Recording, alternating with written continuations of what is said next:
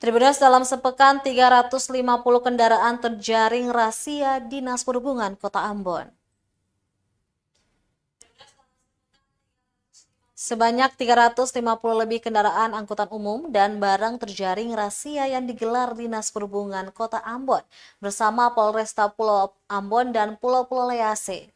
Kepala Dinas Perhubungan Kota Ambon, Robi Sapulete, mengatakan kendaraan yang terjaring razia adalah kendaraan yang selama ini menunggak retribusi, baik itu retribusi terminal, izin trayek, dan pengujian kendaraan bermotor atau KIR.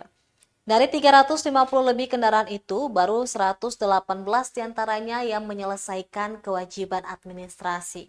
Sementara 200 lebih lainnya belum sama sekali kembali untuk menyelesaikan administrasi dimaksud. Robi mengaku khusus untuk KIR itu menjadi sangat penting karena KIR berkaitan langsung dengan masalah keselamatan lalu lintas. Banyak kendaraan yang kondisi fisiknya sudah tidak layak. Misalnya ban yang sudah tipis, masalah sistem pengiriman, lampu sen yang tidak berfungsi, dan masalah lainnya.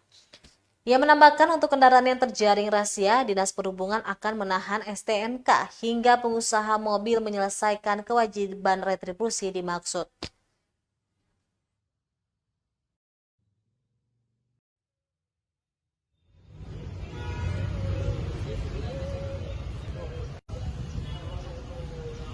Ya.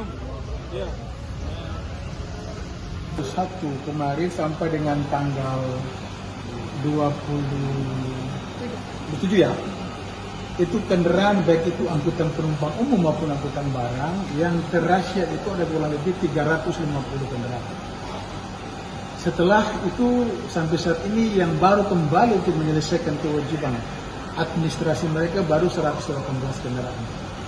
Berarti sebagian besar belum kembali untuk menyelesaikan itu. Oleh sebab itu kami mintakan kepada para pemilik kendaraan untuk menyelesaikan kewajiban mereka, karena sweeping ini akan tetap kami laksanakan sampai dengan bulan Desember. Saya mengingatkan lagi bahwa Dinas Perhubungan punya kewenangan untuk menahan kendaraan di jalan apabila kendaraan tersebut belum melakukan pengujian berkala kendaraan tersebut. Oleh sebab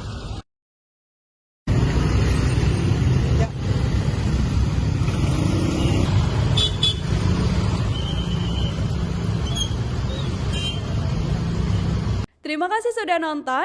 Jangan lupa like, subscribe, dan share ya.